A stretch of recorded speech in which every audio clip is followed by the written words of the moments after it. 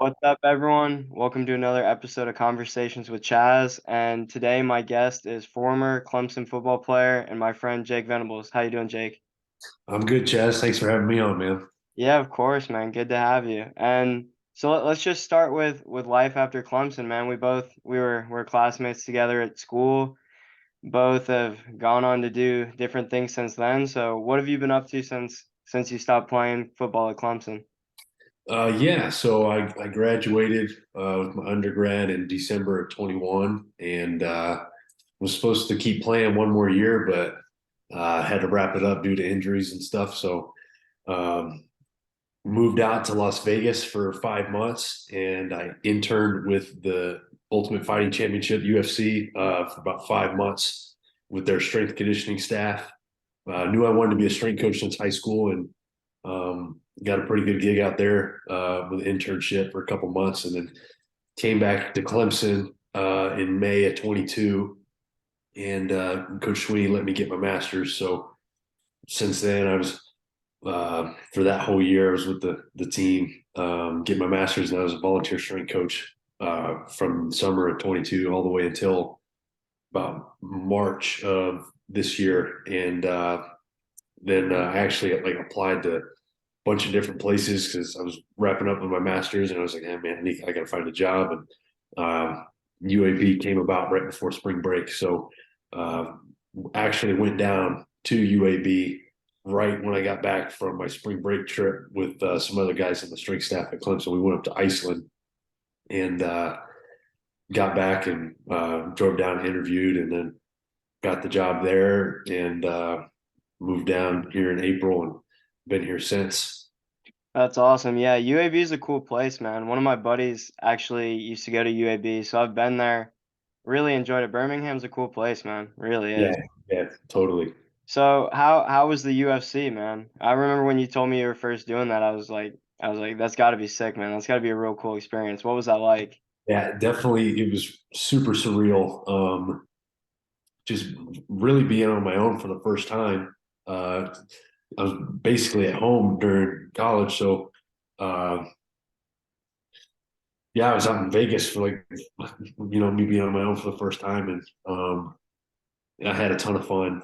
Different experience working with different kinds of athletes, um, and not being around the team environment for kind of the first time. It's more of an individual sport, and that's kind of how the training is with those athletes. Is everything's one-on-one personal training, and you can only program for like 3 or 4 weeks at a time because guys could get a short notice fight or they'll pick up and move to Thailand to go to somebody else's training camp and work with them. But so that's kind of really good first coaching experience for me. Just learning, how to be quick on your feet and do's and don'ts and how to work with different kinds of athletes. Actually, this is my second day on the job. Uh, they just let me run with a guy. His name's Marab Balashvili. He's shoot, I think he's a bantamweight fighter, and I think he's one of the top three ranked guys in that weight division now. And he spoke like hardly any English, and this was like my second day ever, like legit coaching somebody, Hmm. but understood hand signals. So if I gave him 5 reps or 3 reps, he's like, okay, got it. But so learning how to communicate with athletes and stuff like that. I definitely learned a lot on the sports science side too. But really good first experience out there. Had some fun, lived it up. Um, Vegas for 5 months, and then um, yeah, came back to Clemson after that. Yeah, it's gotta be pretty different environments, Vegas with the UFC and then coming back to Clemson. Do you have a preference, do you think, between football and combat sports? Did that pique your interest in anything, or would you prefer working with football and those types of sports instead? Uh, Honestly, I would definitely prefer to be around the team sport atmosphere. There's just a different kind of energy when guys are training and stuff that I'm more attracted to. But um, the combat sport, I've always kind of been like attached to in a way. Like that's my second favorite sport to either do or watch or coach now. But So yeah, I wrestled a little bit when I was a kid, and then right after I got back from that internship, um, I jumped right into jujitsu, and we would go out there, and there was actually a couple fighters that we would train S&C, and then later that day when we got off work, they were teaching a Thai kickboxing class, and we'd go do that. It was like Tuesday, Thursday. So got a little bit of exposure to that, some Thai kickboxing, and came back and started doing jiu-jitsu when I got back to Clemson. And um, that's kind of been my transition from the field is to the mats. And, I just do it for fun.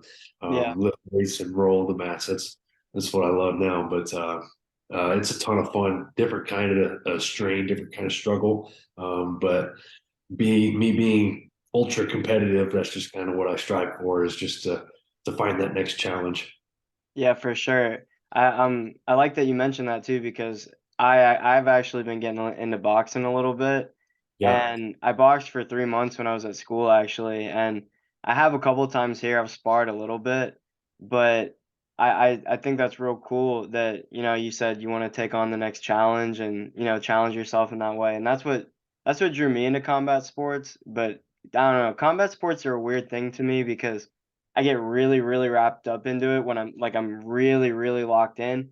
And then I start to think about it. It's like, okay, well, do I want to compete or do I just want to train? Like, have you ever thought about actually competing, or are you like totally fine with just doing it for fun and for fitness? Yeah, so I definitely thought about competing. One of my buddies back in Clemson, he's still in Clemson. He has been competing in the jiu-jitsu tournaments, the no-gi, and he's like 6-0 now.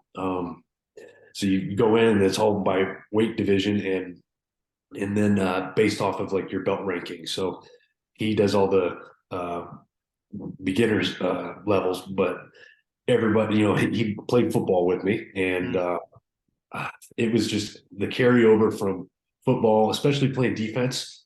A lot of the movements are very similar to jiu-jitsu. So mhm. him and I both kind of found it initially pretty easy. Hardest part actually was just learning how to control your breath.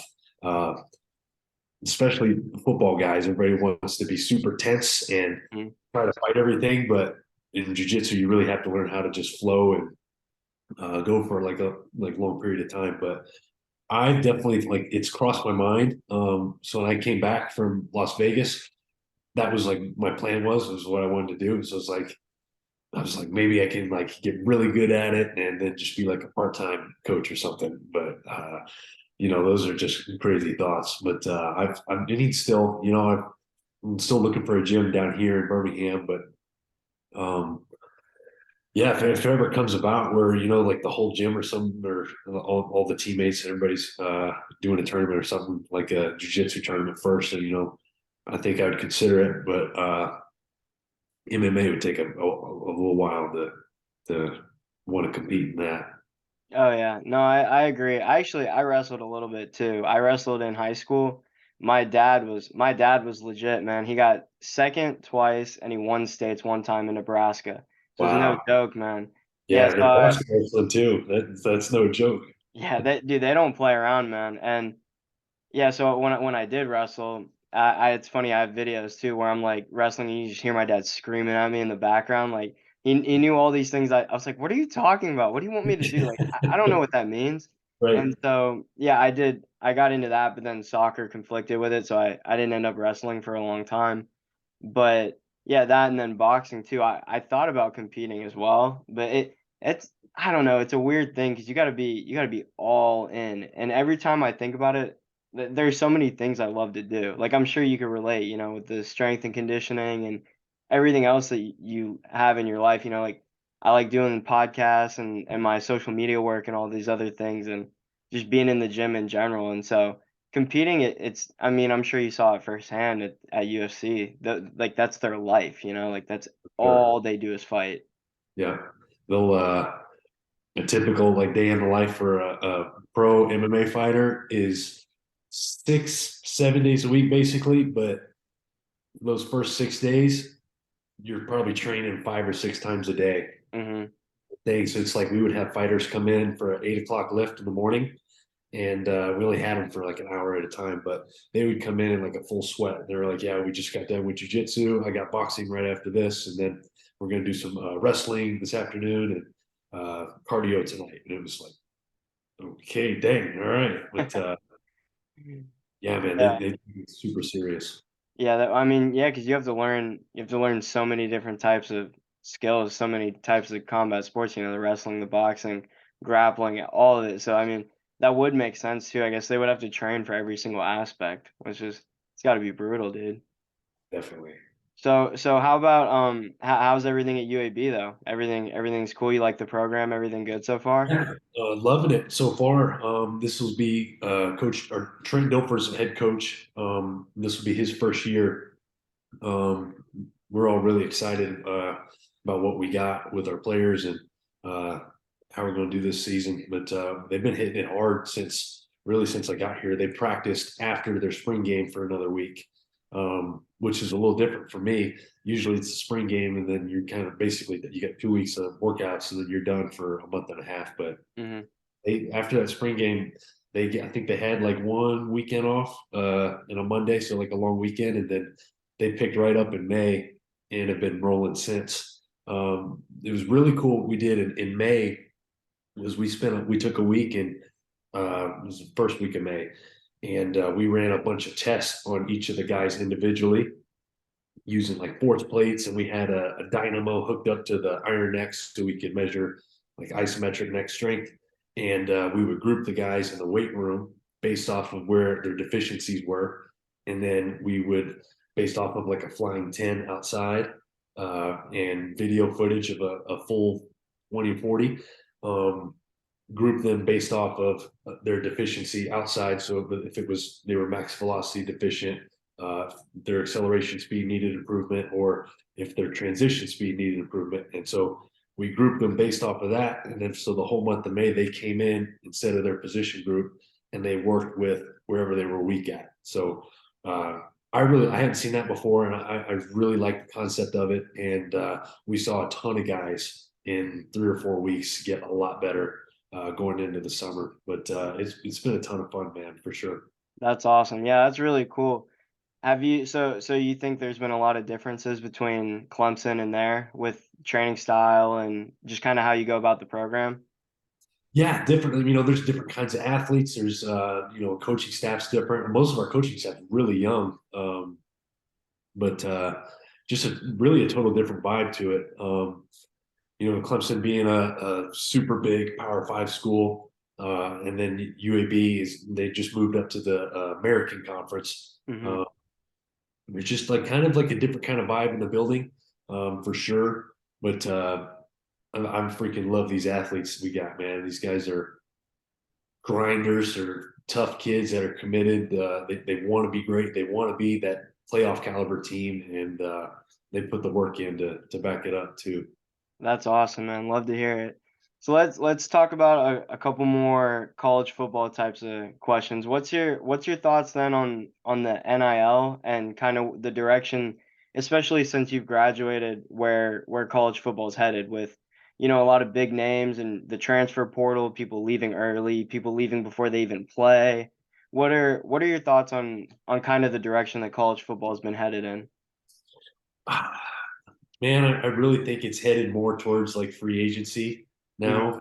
now, which is, I mean, sometimes you can't complain, kids, and you can't be mad at people. The guys are getting paid, and so it's like UAB or wherever, but more in particular the smaller group of five schools.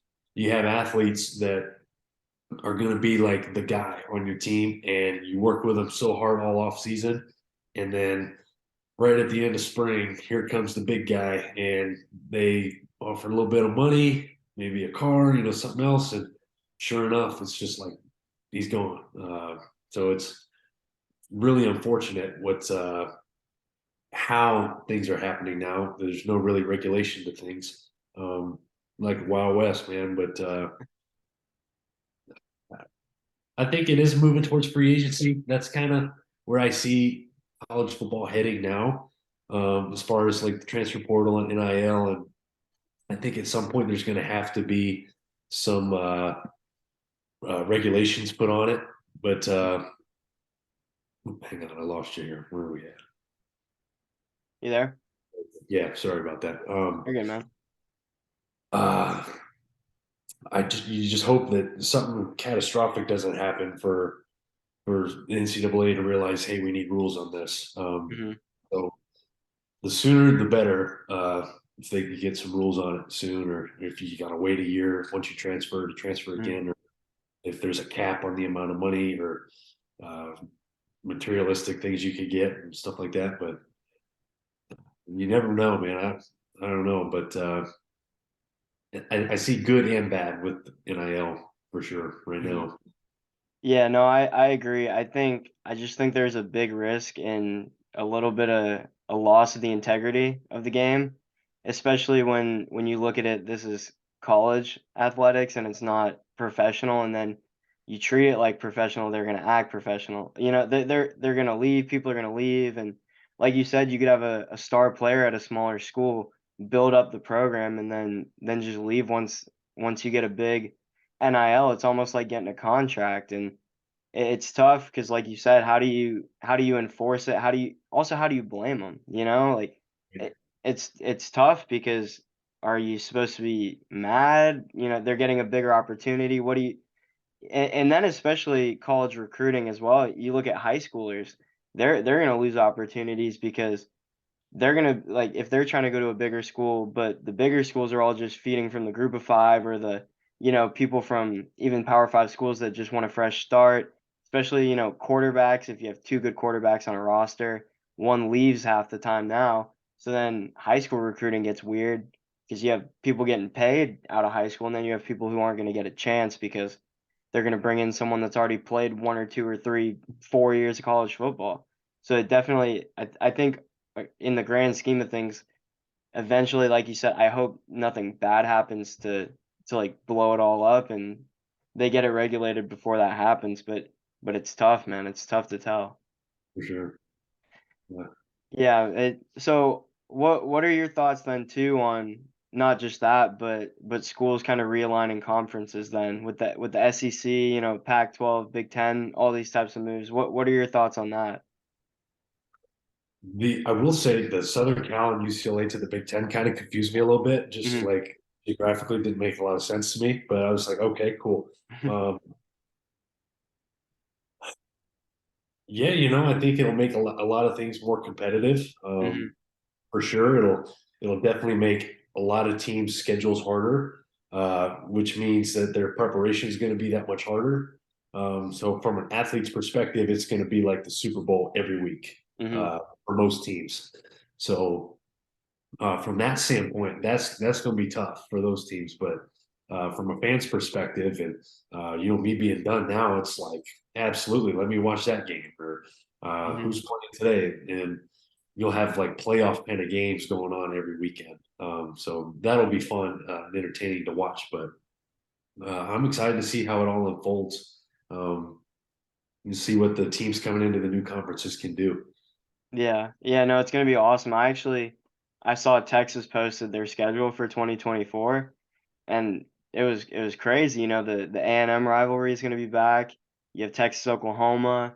They're playing Florida, Georgia, Bama. Like these games are it it's gonna be interesting too because think about this. If they have to go through this absolute just like grind of a schedule. You take a team like Bama, Georgia, Tennessee as well. What happens if you drop one or two games? What happens if every team drops one or two games? Then because the committee, in my opinion, is a little biased, anyways. So do you take two SEC teams, three SEC teams, because everyone's going to beat each other maybe once or twice, unless someone runs the table. How do you know who the best team is? Right. Exactly. I think that's definitely what's going to happen, especially the first couple years too. Mm-hmm. Uh, there's going to be that argument, like there has been in past years, but I think it'll be a little bit more reinforced these next couple years if you got one or two lost teams. Yeah, and I mean, I think that's an even bigger case as to why the playoffs need to expand anyways. Because if I don't think it'd be an issue if you had 8-team playoff if three or four of them get in, whatever. There's still four spots, but as it currently stands at 4, I think it's really tough if you have 3 really, really, really good conference champs, and then you can't put 3 SEC teams in, but it'll be interesting. But while we're on that topic too, your dad is head coach at Oklahoma now. So for you, what was that like where as all that came out? Did you know early on? How did you react to it? Did you know way before it happened, or what was your experience with that? So I knew that he was talking about that job like 3 or 4 days before he took it. Mhm. Um, and that whole time in between, we were just really just talking about it as a family. Um, him weighing pros and cons, and all of us were super supportive for him because that had been his dream since he started coaching, Mhm. and uh, he had turned down a couple other schools years before, and my brother and I probably thought, well, he's just going to turn this one down too, but we could tell when we were talking it through, he's taking it pretty serious. So I didn't know what he was going to do at first, but I just knew the best thing I could do was just to be there for him and support him the best way I can. But yeah, super excited for him. And then they last year didn't have the year they wanted, but change takes time, and they're getting the right pieces put in the right place, and so they're doing what they need to do. So eventually, it'll be where they want it to be. Of course, and that's how you build a culture, you know? You don't build it overnight like you said. But have you been around that program a lot? Were you able to, as your dad was becoming the head coach and everything, and as he's coaching there now, have you been able to see it firsthand? Yeah, so I mean, as far as being around the program, I really like grew up around there. He was there Mhm. before Clemson, and I don't remember a day my brother and I weren't up there, at least around the players, around the facility, just being kids running around. But Mhm. since he's been there, I think I've been out there a handful of times, 4 or 5, just mainly for spring game or a game, and one time to see the family. But yeah, I'm definitely seeing change for sure. As far as him, he wants the culture the right way, and it's from top to bottom. Everybody that's in the building, he's holding everybody to a standard, and himself too. And I'm excited to see what they do in the future. Yeah, that's awesome. Did you ever consider playing there instead of Clemson then, growing up around it, or was it really even a choice or a So question for you? when I was a little kid, TCU was my dream school. I grew up in Oklahoma, and TCU was like, so I was Oklahoma obviously, and then TCU because Mhm. they were super good. They were in the Rose Bowl, and every year, and then you had Tank Carter at linebacker, and then Andy Dalton was a quarterback, and I was like, yeah, I want to play there. And so TCU was my number one as a kid, and then I always thought about playing at Oklahoma too, and then moving to South Carolina obviously changed a lot of that, but they both of those became an option, but just I don't know. I was just weighing my pro and con lists with all the places opportunities that I had, and Clemson was just the best fit. And then plus it was a bonus that it was home too. So um, yeah, that's all she wrote from there. Yeah. I think it's safe to say you made the right choice, you know? Definitely. But that's interesting. I wouldn't have guessed TCU, man, compared to, like Oklahoma, Clemson. But so what are your thoughts on them then making it to the national championship? Do you think that was a one-time thing, or do you think that program's here to stay? Well, I guess we're going to find out this season. Was super impressed with them all last season. Mhm. They were super dynamic, really, at every position.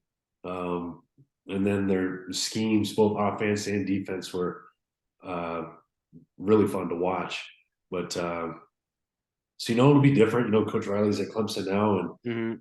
they lost some players, so um, I guess we'll find out. I can't wait to watch them. I know, I mean, me being a strength coach, I know their strength staff is one of the best in the country. So uh, I know they'll physically be ready to play. So uh, yeah, man, I'm just excited to watch them play.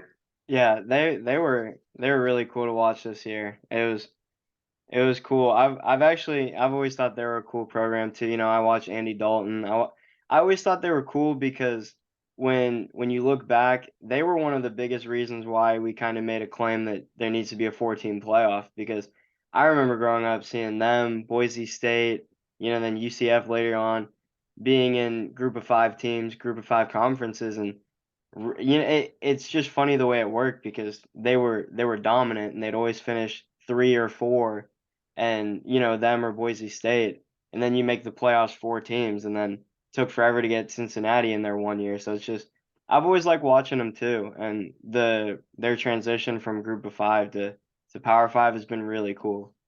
Definitely, yeah. It'll be fun to watch them this year.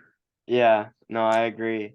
Do you think that there's gonna be more teams I mean, obviously there will be, but do you think that some of the teams that transition then from group of 5 to power 5 are gonna end up having the same trajectory then as TCU, eventually making championship games and playoff contenders? Definitely. I mean, you saw it last year with them, but I can't name any specifics now because it's June. We don't really know how anybody is, but uh, they just really showed that it can be done.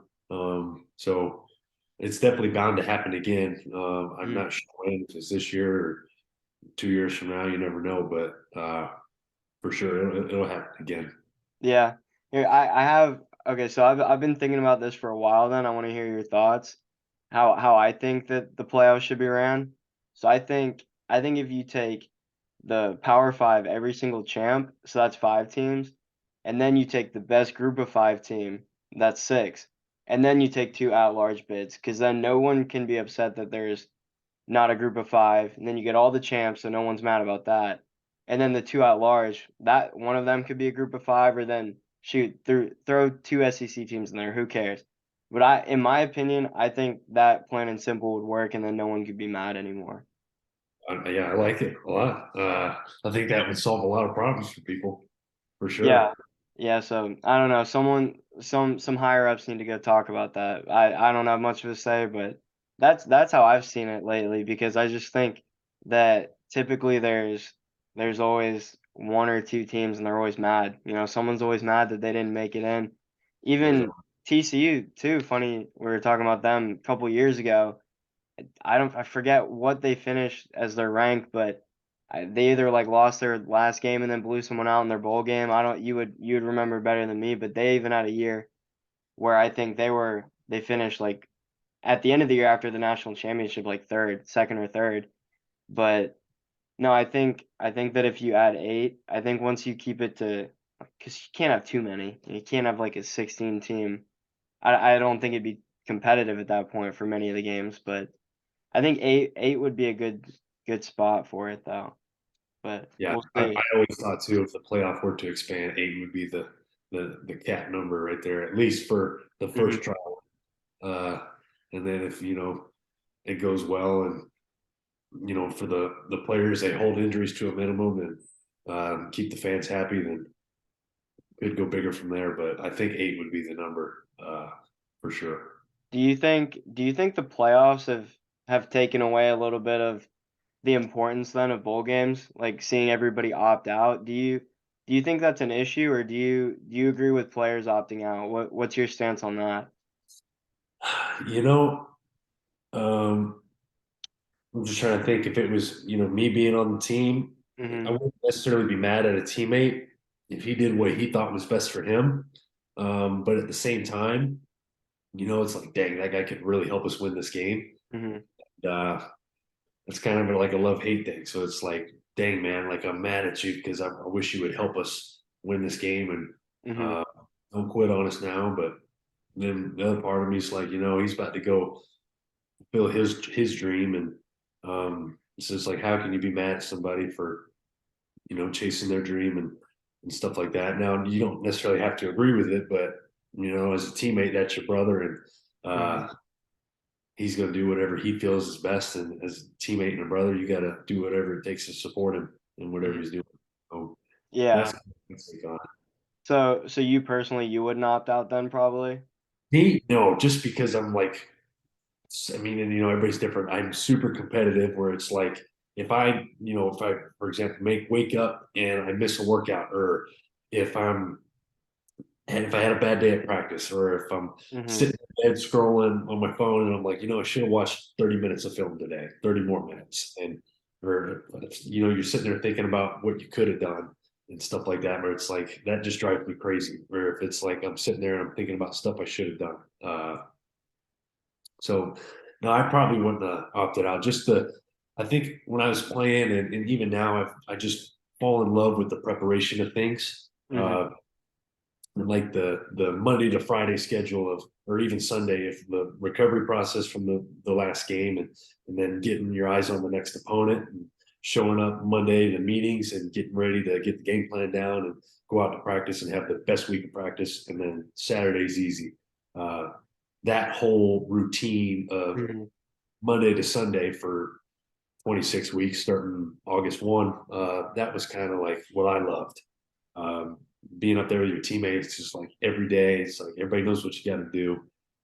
Just falling in love with the process, falling in love with the things that suck. Because it wasn't fun every day, but it was stuff that had to be done. Yeah, and I think that's the mindset you need too, though, when you're going into any sport or any situation in life. And what good is the preparation if you don't show up on Saturday? You know, Sure. what yeah, what's the good in that? But so it's obvious to me. It seems that your time playing has really transitioned into life after football. Do you have any particular fitness or nutrition goals that you try to implement now? Are you trying to put on size, get leaner? Like, do you have anything in mind in that standpoint that that competitive spirit kind of drives you to do? So I am like since high school, because I don't know if you know, I was like in 10th grade, I was like 170 pounds, and I was super skinny. And I actually had a coach when I was getting recruited by places. A coach told me I was too small to play linebacker, and I'll never play linebacker at the D1 level. And that flipped the switch, and I gained 50 pounds that off season. And so it was like 11th grade year, I was like 215 to 220 ish. And Mhm. so since then, I've kind of been in like a little meathead, kind of like I'm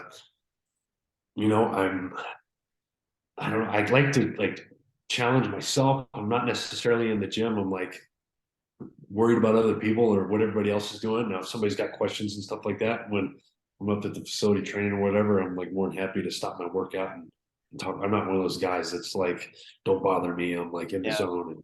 And now, if we're like top sets and stuff, then and I got my knee sleeves on and my belt's buckled, then wait 30 seconds. But goals, man, I'm trying to get freaking huge. That's just kind of how it's always been since high school. I want to get stronger. And getting bigger comes with that. So it takes mass to move mass. That's what I learned Yep. from bats. And but yeah, just chasing numbers, trying to get a little bit stronger every day. Mhm.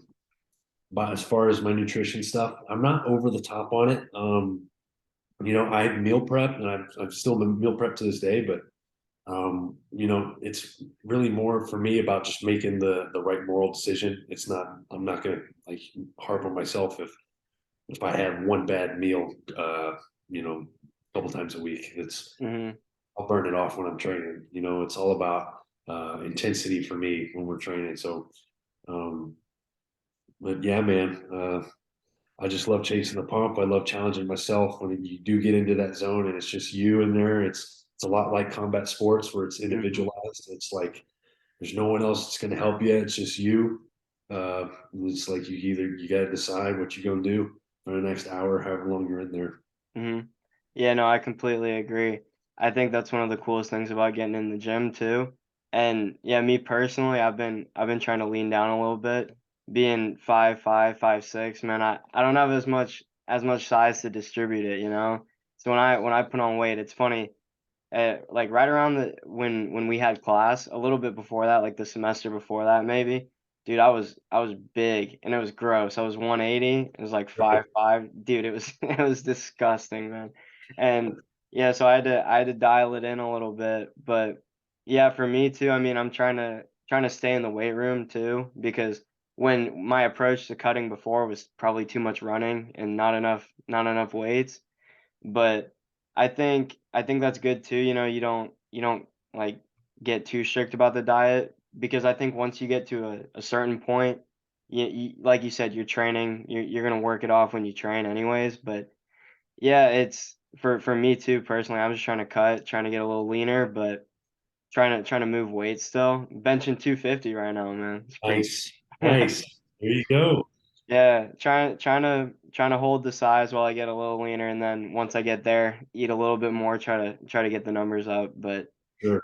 What's helped me because well since I moved I haven't found a jujitsu gym. So jujitsu was what I did for my condition because going from football to not doing anything, you still mhm, have to do some form of conditioning for yourself just for health reasons. yeah, Uh, we did with the UFC was a ton of assault bike sprints and or even not even just assault bike, you could do it on the rower or any other piece of equipment, but just short interval sprints with short recovery. So anywhere from 6 to 10 seconds of all out effort, and then you give yourself 45 seconds to a minute rest, and then you just build sets and build sets.